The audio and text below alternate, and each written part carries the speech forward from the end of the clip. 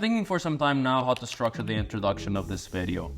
But I guess the easiest way to do it is just to try to have as much of a candid conversation as possible and explain my story and how I've been able to scale my business to 8 figures in 18 months and how I've gone through all of the pitfalls, so that hopefully you can learn from my journey and not make the mistakes that I made. This is just my personal opinion. It's not the right or wrong way to do it. It's just the way that I have done it and how I would have done it again. I guess I got into the online business space, as any of you probably did, browsing through videos on the internet, looking at every new business model that were to come up and was hot at the moment, including e-commerce, dropshipping, social media marketing agency. And back in 2018, I remember that the topic that was mostly being spoken about was paid advertising for e-commerce businesses. That's what I jumped into because it seemed like that was what everyone else is doing. One thing that I realized after that was that all of these people that were promoting these business models had their own interest when doing so. And what they were promoting was actually the access to the information that they had as experts in the industry and not necessarily the business model itself.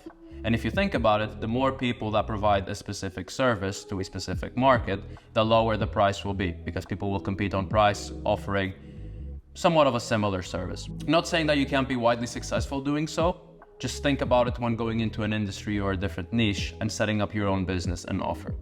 However, when I first got into this space, that being social media marketing agency, it proved that the vehicle could be worthwhile if positioned in the right industry. And we were able to scale considerably well at the point which we're doing about 70,000, 80,000 per month, but we had pivoted to something slightly different, that being called email marketing for B2B and B2C companies. We had gathered case studies across the industry, worked with the likes of Coca-Cola, Foot Locker, Nike and Shell, but still, some of the struggles that we had initially were evident. For example, it was a struggle to retain clients, it was difficult to ramp up client acquisition, and overall the whole process of scaling that business and positioning it for an exit later down the line became extremely laborious and operationally complex. The turning point came when I finally recognized that the market I was in was inherently limited and capped. Instead of spreading myself too thin across a multitude of clients, I understood that the winning strategy hinged on being able to provide the same exact service, but to a market that valued my service much more. This strategic redirection allowed me to take on fewer clients,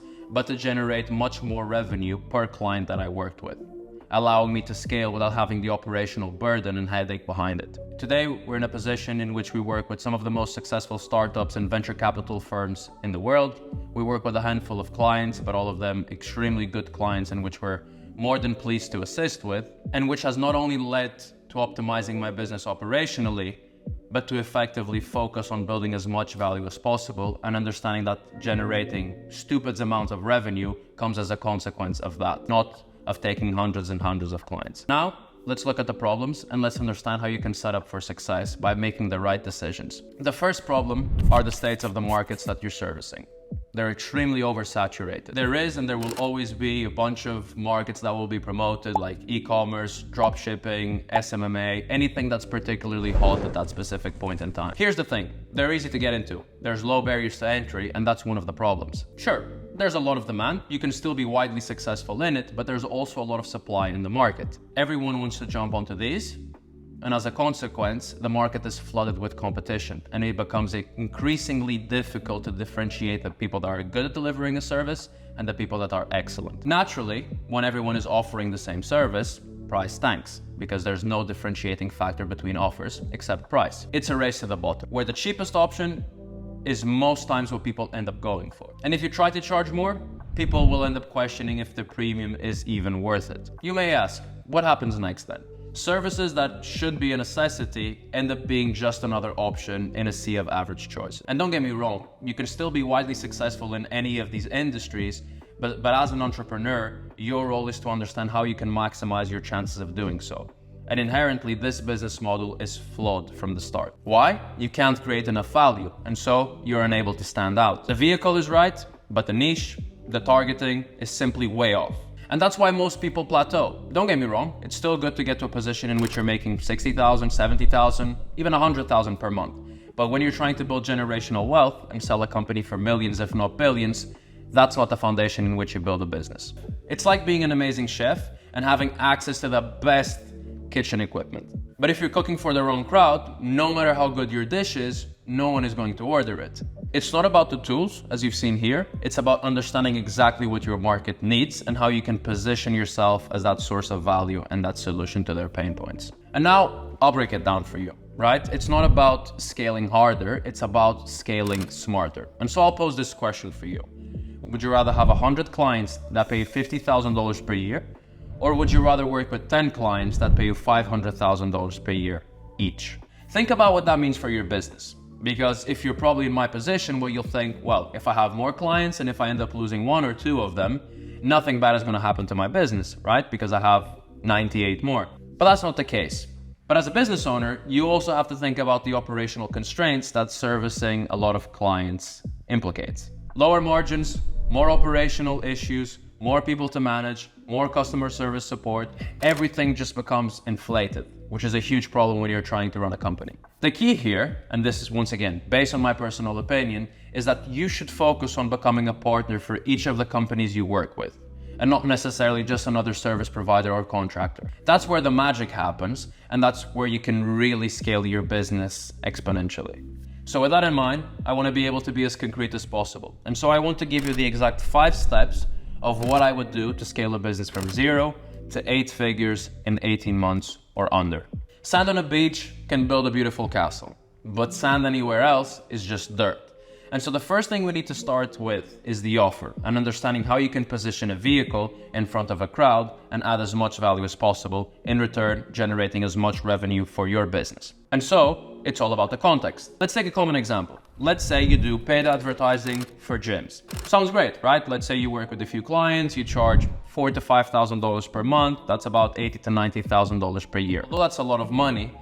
There's an elephant in the room, which is that the ceiling simply is too low. And no matter how good you are and how well you can service your clients, the market will always cap you at a specific point. And if you're looking to scale past 7 figures, which you can still do, the operational load becomes just too much of a headache. Suddenly, you're stuck. Sure, you're making good money, but you're never building insane wealth or enterprise value that will allow you to meet your goals. And you might be asking yourself, right, but this is just the same crap that I hear from everyone else.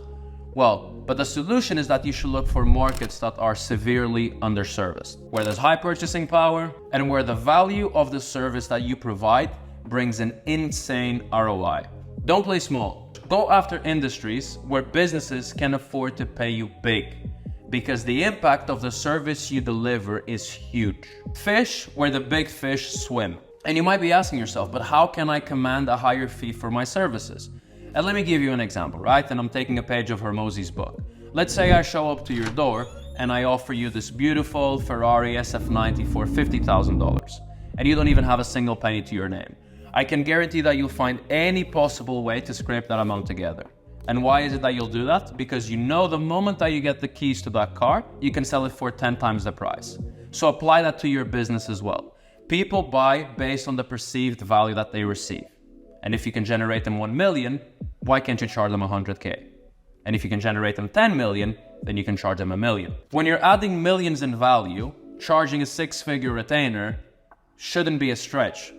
It's actually what's expected. Let me give you a practical example. So as I explained before, the marketing agency that we were running, Avalanche Consulting, was focused on providing cold email marketing services to B2B and B2C businesses. We would charge anywhere between $4,000 to $5,000 per month, had case studies in every single industry that you can imagine, and still we were struggling with closing clients, retaining those clients, and fulfilling. What we did is we applied that same concept of doing cold email marketing and connecting people, but instead of connecting businesses with clients, we started to connect venture capital funds with investors.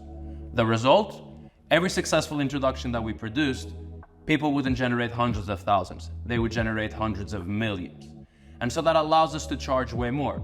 So much in a position that we went from having a client LTV of say $100,000 to potentially going to 5 and 10 million per client. And this takes us to my next point, which is the vehicle. When it comes to choose your service offering, you have 2 buckets you can pick from. One that's tied directly to revenue generation and one that isn't. Let's break it down with a simple example. Paid advertising versus social media management. With paid advertising, you can directly track the revenue generated from each campaign. If you spend $1,000 on ads and bring in 5,000, That's a clear measurement of success. On the flip side, social media management is a bit trickier. While it can enhance brand presence and engagement and all these vanity metrics, tying those efforts directly to cash becomes much more complicated. And so all of this to say that you need to position yourself as a business owner in this situation and understand what the priority would be if you're trying to scale your business. Paid advertising is like a spotlight illuminating a stage, making it easy to see exactly what's happening and how well it performs. Both can be successful, don't get me wrong, but you need to position yourself as a business owner to understand which of these would be the number one priority. Every time you'll be leaning towards what increases your bottom line. That's why services that generate clear, measurable revenue are always in demand and will always be a priority for your clients. So the key here when coming up with an offer to a market is to marry up the vehicle and the market. And for you to be able to do so, you need to test out as much as you can, iterate quickly, and double down on the winning efforts. In our case, what that looked like, and when we were looking to pivot from the marketing agency and into the fundraising service that we provide today, we looked at other industries. This included logistics space, deal generation, property development, so on and so forth.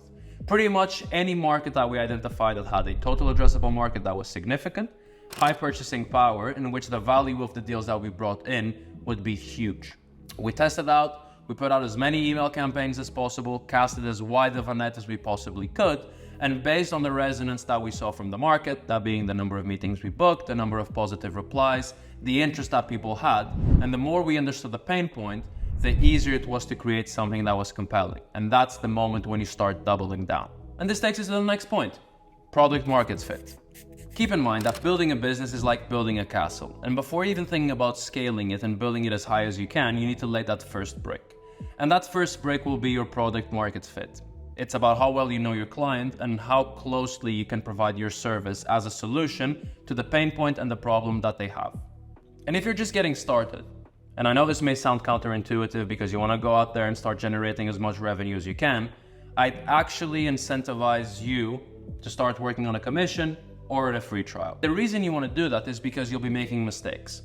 And as you make your mistakes, you don't want to jeopardize the longevity of the relationship that you'll have with the client. And why?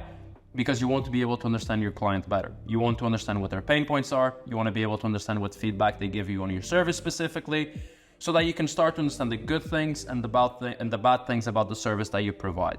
And then you can start shaping that up and improving it, and charging more will just be a consequence of the good level of service that you already provide.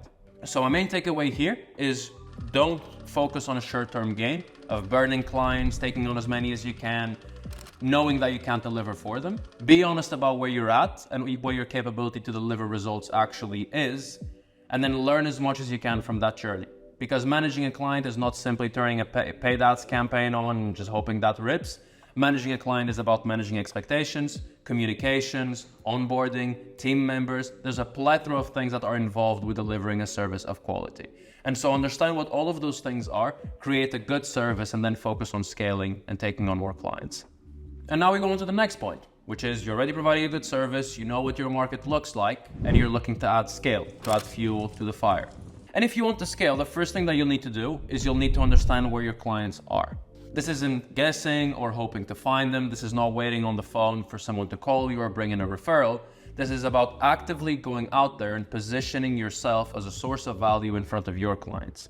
Early on, keep it lean and understand that there are 3 ways in which you can acquire clients. Through direct marketing, which is our main source of acquisition, that being cold DMs or cold email marketing. You have paid advertising, that includes anything from Facebook ads, Instagram ads, SEO, and all that sort of stuff. And then you have content, which is the most powerful tool of them all. The reason I recommend you sticking to direct outreach is because obviously there are no upfront costs, and this is something that you can control the output of. If you send 100 messages to your prospects and 10% of those book a call, then you know that if you send 1,000, you'll book 100 calls. With paid advertising, it's a bit different, and it also involves the additional cost of having to pay for the ad spend. So focus on what you can control.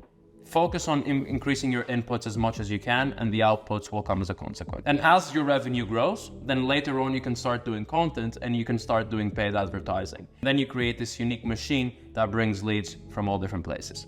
But remember, there's one thing that affects the quality of your outreach, And that's how good your sales assets are. And a sales asset is essentially any piece of information that you can put in front of your client and that will effectively convey your ability to deliver your results to them. And these assets are not just nice to haves. They're your bread and butter for every single aspect of your business, and they can be used across a multitude of resources.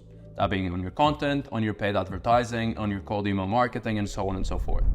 What are the different types of sales assets that you can use? Case studies, process breakdowns, student interviews, VSLs, testimonials, all ideally in a video format.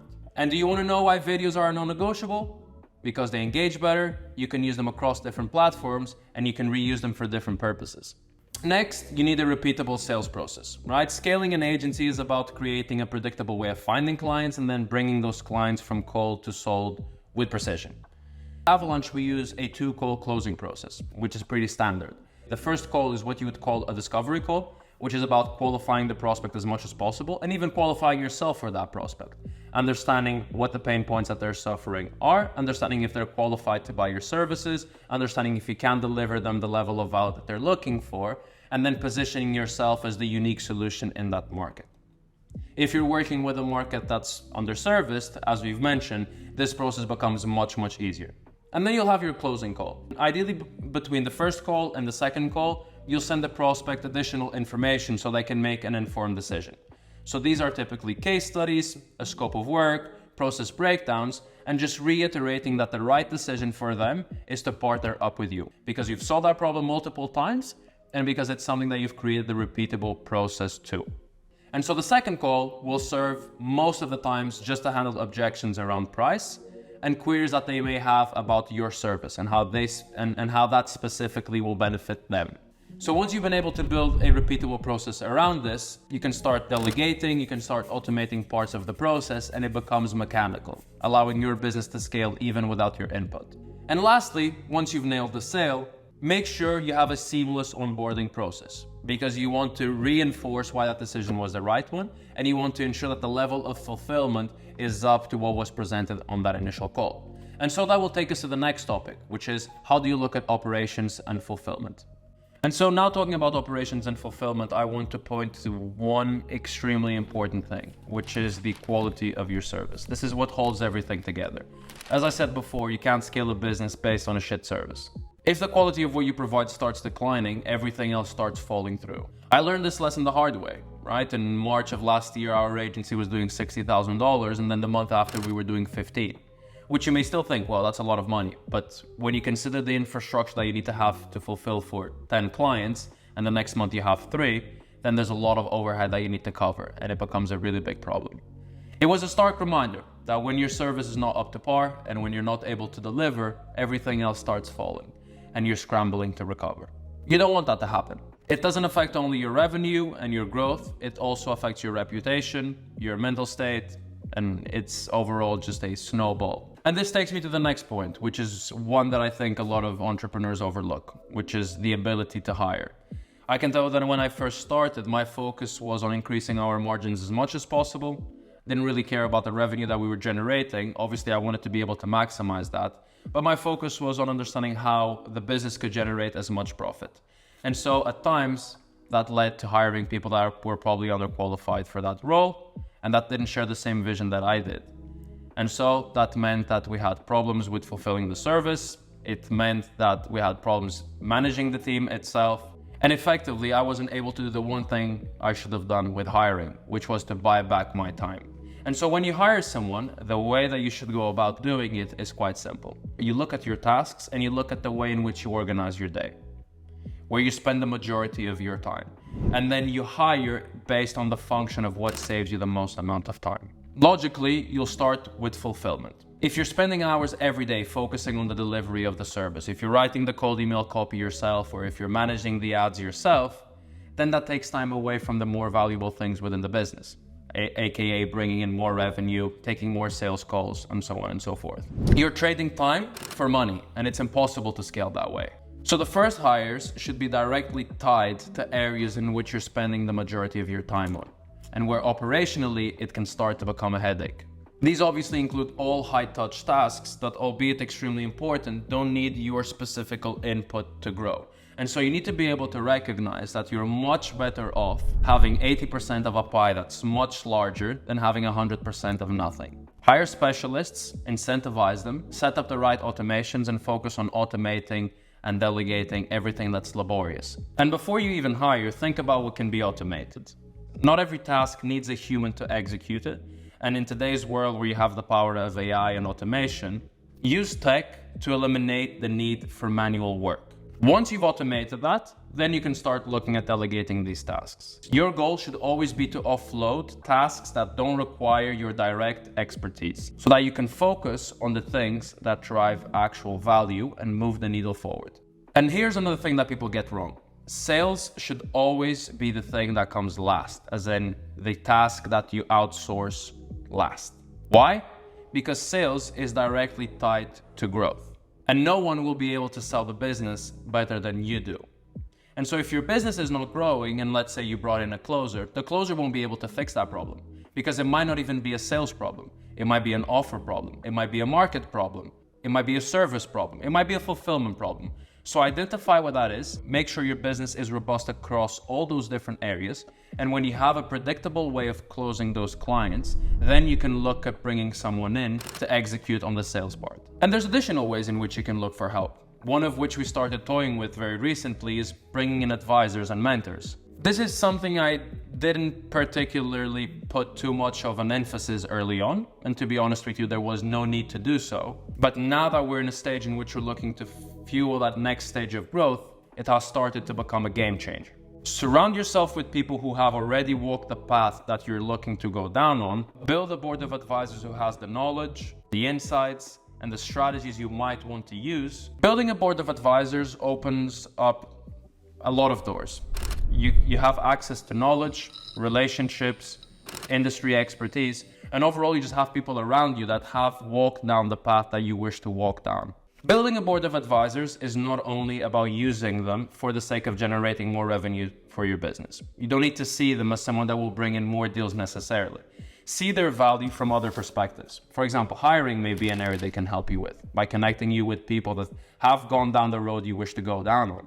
Obviously, commercialization and marketing are areas in which they can assist you with, but there's a lot of knowledge that you can extract and that will allow you not to make the mistakes they have made. The same way that I'm explaining the mistakes that I have made and how I would go about not making those same mistakes if I were to start all over again today. The next step will logically be to prepare for scale. You're doing everything right, you have the right clients, you understand how to get your clients, you understand how to fulfill for the services that you're selling. Now you need to understand how you can do more of everything. And well, the first step is exactly to do that. Do everything that you're doing and just add way more volume to it. If you're sending 50 emails a day, send 5,000. If you're spending $1,000 on ads a week, spend 10,000. Whatever's working for you, just do more of it. Like way more of it. And here's the thing that most people miss. If the service is working, that doesn't mean you should go and look for another service that you can offer as a complement to what you're doing already. A lot of entrepreneurs end up making this mistake of diversifying way too soon. They see a little success and they start penetrating a market and they think that the way to scale is to just offer every other service under the sun to that same kind of client. And don't do that. And the key rule that we have within our organization is that we only look at expanding our services once we've hit $1 million in annual recurring revenue. Dominate one service in your market, become incredibly good at what you're doing, and then start looking at other avenues in which you can maximize the revenue generated. Once you've capped out that market with one specific service, then you can think about other areas to add value. And once you've capped out that market, that's when you can start having conversations with your clients, getting that feedback and understanding other pain points that they struggle with. I'll give you an example, right? We support venture capital funds and we support startups with fundraising. However, we still have a marketing expertise that we can use to leverage and help them acquire more clients. So albeit our core service will always be fundraising, opportunities will come up in which we can provide client acquisition services to some of these businesses. And then, not only are we helping them acquire more clients, but on top of it, we're also helping them fundraise. And at that point, when you fully tap that into that market, the first thing that you should do is you should start speaking to your clients. And the reason you want to do this is because you already understand that market well, and you'll want to be able to identify other pain points that they might have and that you could fulfill for. I'll give you an example. I've explained that we work with venture capital funds and that we work with startups and we assist them with fundraising. The vehicle we use to deliver those results is called email marketing. However, some of these businesses may have client acquisition problems, right? They might want to increase their commercialization, they want more sales. And so what we can do is we can input that exact same infrastructure, but use it with a different purpose. I'm not changing my offer, I'm not changing my service, I'm simply choosing to use the vehicle in a different way to deliver more value. That's an example of offering a complementary service to the same market and generating more revenue. And then pricing, right? I think one of the key components of scaling that people overlook is how you price yourself. And keep in mind that the way that you charge needs to be directly correlated to how the business grows. And so the alignment needs to come from that. And so to scale effectively, you need to align your commercial structure to the business's growth. Once you've mastered your core service and you've been able to prove yourself, start understanding how you can generate more revenue per every single client that you work with. This includes getting paid a commission for the deals that you bring in, or even having equity incentives in the company that you work with. By structuring deals this way, you're not just earning service fees, you're building successful stakes within companies that you're already involved with. And you become an undeniable piece to their journey when it comes to growing. Your role goes beyond just providing a service. You're a partner that will allow them to see success as quickly as possible, outsourcing essential functions within their business, aka fundraising or sales and marketing. The more they grow, the more you grow. That's why tying your fees to performance or equity is key. You'll ensure that your business's value increases with their own, creating long-term alignment. And now, for the sake of this exercise, let's play this out a couple years in advance, right? You've been growing your business, you've been scaling it successfully, and you haven't sold it yet. So essentially, you pose yourself with two different routes. The first of which, if you want to keep growing, is that you need to start acquiring your competitors or adjacent businesses. This helps you expand your market share. That allows you to increase your prices, but also to create an ecosystem around the niche that you service. I'll give you an example. Let's say we are a marketing agency and we're providing paid ads for e-commerce businesses.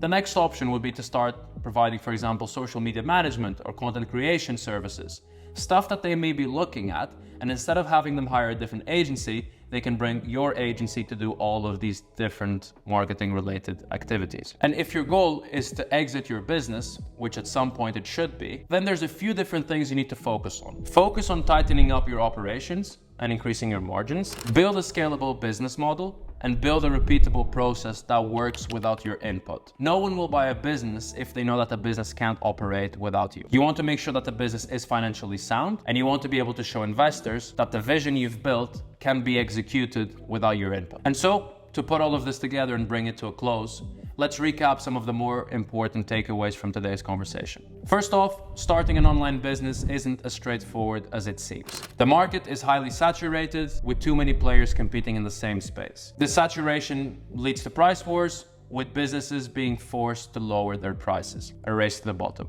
This obviously makes it much tougher for you as a business owner to stand out. Don't forget that if you're stuck in a crowded niche, you might struggle to scale your business, which is the whole point of this conversation. Then we spoke about strategy. And the first step to redefine your offer is to ensure you're targeting the right market. Think of it like building a sandcastle. The right context is crucial. Look for industries where you can provide significant value and where businesses can afford to pay for that same value. Then we spoke about the importance of product market fit. We want to find a market that's eager for more and that's eager for your services. So start broad and then narrow down to the one that responds the best. It's all about delivering the highest level of ROI possible, not the minimum. Next, focus on sales and marketing. Create a predictable system for acquiring clients, starting with direct marketing like cold email, and layering paid ads and content as you go. Your sales process needs to be streamlined and efficient, otherwise it won't be sustainable for you. Use automation to free up your time for growth activities and things that actually push the envelope forward. When it comes to operations and fulfillment, your service must be top-notch.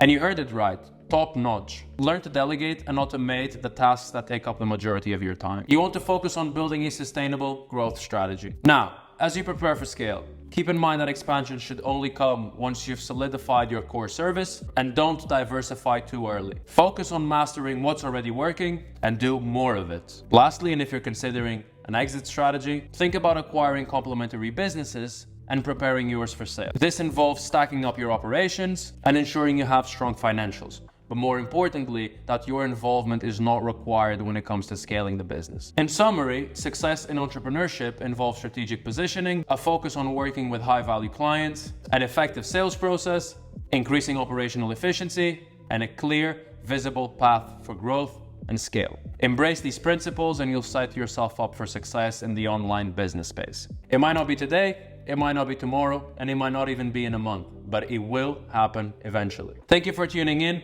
Obviously, there's no right way or wrong way to go about scaling a business. These are mostly the lessons that I've learned over the past couple of years being in entrepreneurship and running a successful marketing agency. I hope you were able to take some of the key takeaways from today's conversation and that you can apply them to your business. I hope to see you on the next one, and for more content like this, make sure to like, subscribe, and comment. Thank you guys.